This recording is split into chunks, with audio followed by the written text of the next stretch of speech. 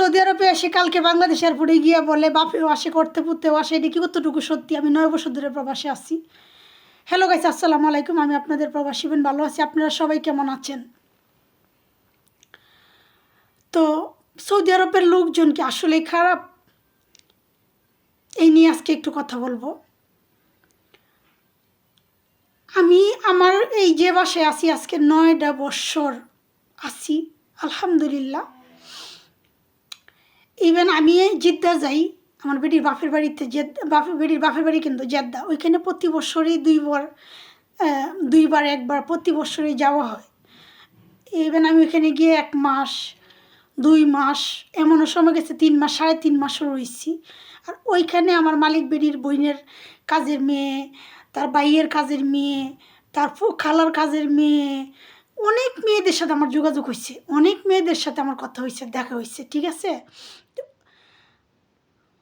অনেক মেয়েরা কী বলছে জানে না, প্রত্যেকটা মানুষের কাছে জিজ্ঞেস করছি তোর মালিক কেমন, হের মালিক কেমন, হের মালিক কেমন।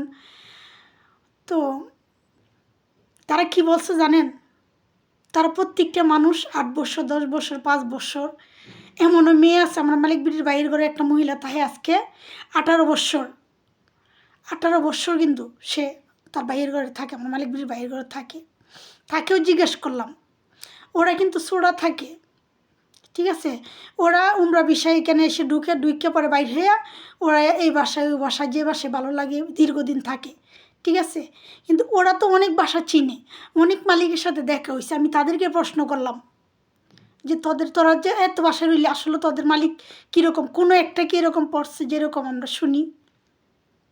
কি বলছে তারা শুনবেন? তারা কি বলছে? তারা তো ছুটা কাজ করে।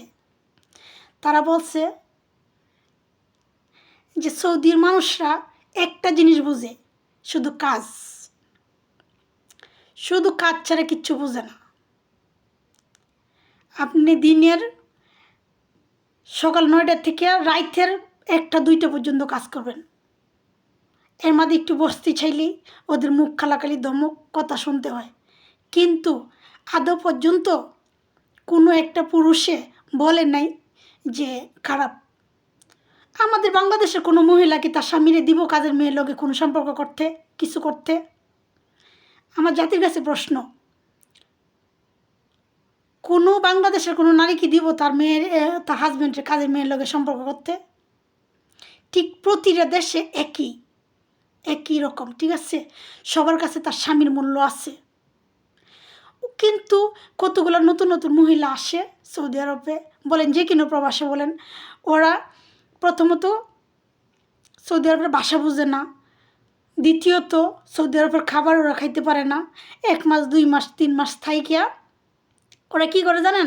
বাহিরে একটা লোকের লগে বাইকে জায়গা, একটা বেড়ার লগে বাইকে জায়গা গিয়ে 6 মাস 1 বছর লুগায় ফলাইয়া থাইকিয়া 1টা ফ্যাট ওই বেড়ার লগে বাজাইয়া এয়ারপোর্টে যায় কী কইব? কয় সৌদি আরবের মানুষ খারাপ। কিংবা পরিবারের কাছে কি জবাব দিব যে তুই যে বেটার লগে পলাইছিস, কী কইবি? তো পরিবারের কাছে কি বলে যে মালিক ভালো ছিল না তাই আমি তার লগে পলাই আইছি। আসলে সৌদিয়ান মানুষ খারাপ না, আমরা বাংলাদেশের মেয়েরা বিশাল খারাপ, ঠিক আছে। সৌদি আরবের লোকজনের কোনো দোষ নাই, তো বাংলাদেশের মেয়েরা দুনিয়ার খারাপ, এটাই বাস্তব।